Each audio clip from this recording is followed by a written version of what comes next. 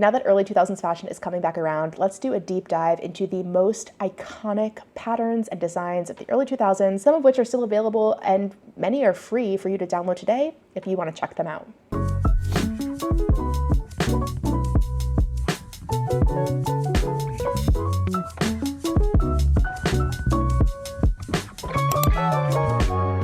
Let's dive in with Hitchhiker by Martina Behm. Now, the early 2000s was a golden era of scarves.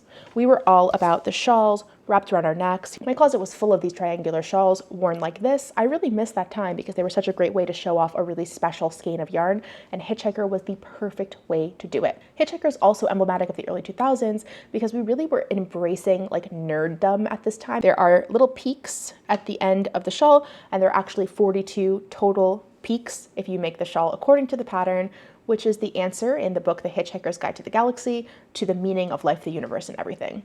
Not to spoil it for you. The shape of this pattern is quite long and narrow, so it's perfect for one special skein of hand-dyed yarn. And because it's garter stitch, it's really squishy and cozy and warm to wear. Bonus mention to Clapotis. This was one of the early drop stitch patterns dating back to 2004, and it really innovated in the knitting world. This pattern is entirely free and available on Knitty. Honorable mention to other scarves of the scarf culture of the early 2000s are like Age of Brass and Steam, Boneyard shawl from Stephen West, which I know you might be shocked as Stephen West, but early Stephen West, so not quite as colorful as we might know him for today. The Swallowtail shawl, Aeolian, both Knitty mentions, and Ishbel by Isolde Teague, Damson by Isolde Teague as well. Isolde Teague had a lot of great shawls in that day. Moving right along, let's talk about a sweater. Owls by Kate Davies. Now, if you're familiar with the comedy sketch Put a Bird on It, this wasn't a joke. Like, birds were on everything in the early 2000s, and it wasn't actually that ironic. Like, we really thought birds were super cool as home decor, as clothing items, as accessories. They were everywhere, and the owl's sweater was no exception. It was so simple to achieve and had such a cool effect, especially with the button eyes in the sweater. Now, this was definitely a product of the early 2000s, like Zooey Deschanel ModCloth era. Having an owl yoke cardigan with the button eyes, it's a little quirky. It's a little bit, some might say today, a little bit cringy, but we were wearing this unironically and we were getting complimented left and right. I still think it's a super cute sweater, but you can definitely tell by the photography that it's the early 2000s, all right. The side swept bangs, the artsy black and white. I'm kind of nostalgic for it, to be honest. Moving right along, the Featherweight Cardigan by Hannah Fettig.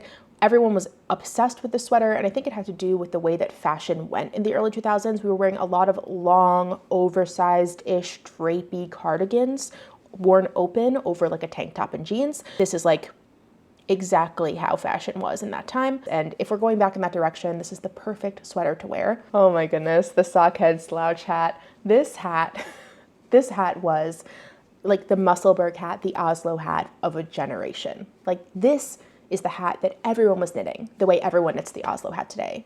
And I get it, it has something to do with fashion, but we were, again, completely unironically wearing extremely slouchy hats way off the back of our heads. And folks, if early 2000s fashion is coming back, you're gonna wanna do the same. You're gonna wanna have a slouchy hat in your repertoire. There was such a proliferation of really beautiful one-off hand-dyed sock yarn skeins, and we were looking for ways to showcase them. And if you didn't believe me about the unironicness of the way we were dressing in this time, the Capucine hat, which note, it does have a bird on it, the fish hat, these were things that people were knitting and loving wearing because they were unique and creative and different and fun to make, and not because they would fit in on a beige aesthetic Instagram feed. Next up, calorimetry. I would call this pattern the Sophie scarf of our generation. Calorimetry requires a very small amount of yarn. It's a great stash buster project, or if you have leftovers at the end of another thing, you could use it. And it's a great skill building project because it teaches you all about how to do short rows, and it gives you a lot of room to practice with them. So calorimetry was super beginner friendly. It was available in Knitty, so it was free, and it was very wearable, very giftable. Bella's Mittens, the Taylor Swift cardigan of a generation. If you are into Taylor Swift and you want to knit a Taylor Swift cardigan, you likely would have been a Twilight Bella's Mittens girly back in the early 2000s. Pop culture moments really take off in the knitting world today. They did back then as well. And these mittens are the ones that Bella is wearing in the first Twilight film, and everyone just fell in love. One person designed a free pattern that recreated them, and we all made it. So Bella's Mittens, I still think they're really cute. Super chunky, warm, cozy to wear. You don't have to tell everyone they're from Twilight if you're past that. if you don't want to be cringy, but we embraced it. The Noro striped scarf by Jared Flood, it's not just about this scarf, although this scarf did completely take Knittertum, the knitternet by storm, but it was really Noro that took the knitternet by storm. I would say that Noro in the early 2000s was the spin cycle yarn of today. The way that the most, like Andrea Mowry is using spin cycle yarn, and people will drop everything to buy spin cycle to make her patterns because it is so unique and has such a unique effect in your finished garment. Like that was Noro back in the day.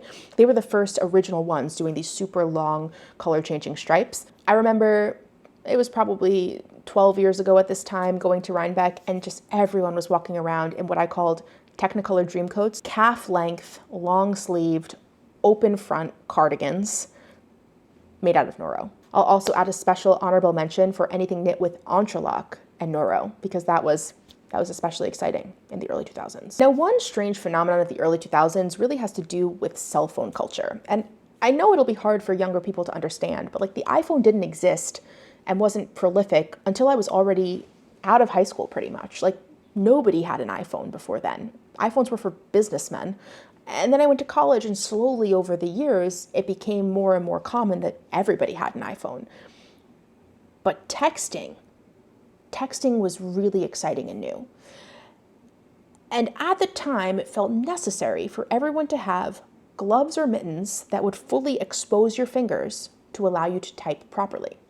And this led to the fingerless glove revolution.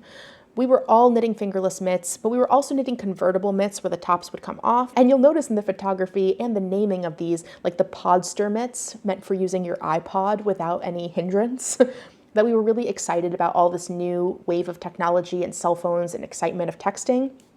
And we needed access to those devices with nothing in between. There was something kind of angsty about fingerless mitts that really, I think, attracted us as well. So the fingerless and convertible mitt era really shone in the early 2000s, and there are tons of examples of those projects that people were knitting left and right. Now, I can't talk about knitting patterns and designers in the early 2000s without mentioning Cookie A. Cookie A was a legend of sock knitting in the early 2000s, and she really revolutionized sock construction and design because many of her patterns were like a high-level puzzle for sock knitters. They were considered advanced. It was challenging you in a new way that you had knit socks before, but never like this. Cookie A was truly innovating in sock design, and the monkey was the #1 pattern. Like, people could not get enough of the monkey, not only because it was really cute and easy to wear, but also because it was kind of a showpiece. It showed like, yeah, I know how to knit. I know how to knit socks.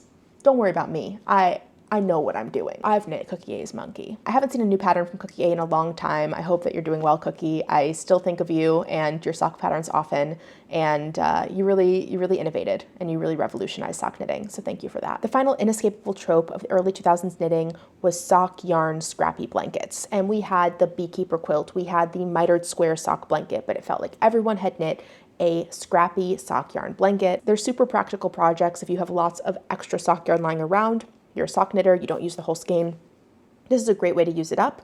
They're also interminable. They take forever to knit. I know people who started their beekeeper quilt way back in the early 2000s and are still working on it today because it's a commitment.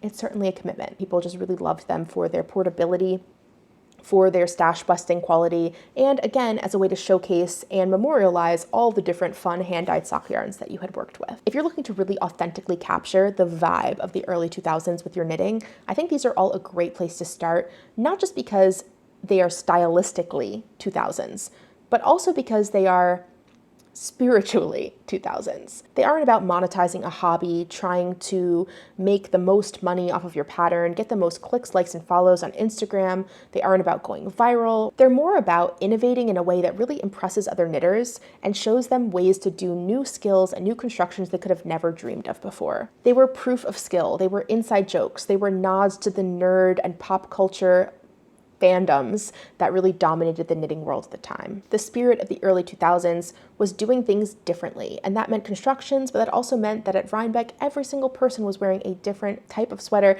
I could go on and on about this, and in fact, I already have. There's a video that I'll link right here about my take on the golden age of knitting in the early 2000s and how cringe culture has kind of pulled us away from that. If I mentioned your favorite early 2000s pattern, let me know. And if I missed it, drop it down below because I would love to hear which of your favorite early 2000s patterns I didn't mention in this video. I had a lot of fun talking about knitting with you today and busting my triangular shawl out of the back of my drawer, and I'll see you in the next one. Bye.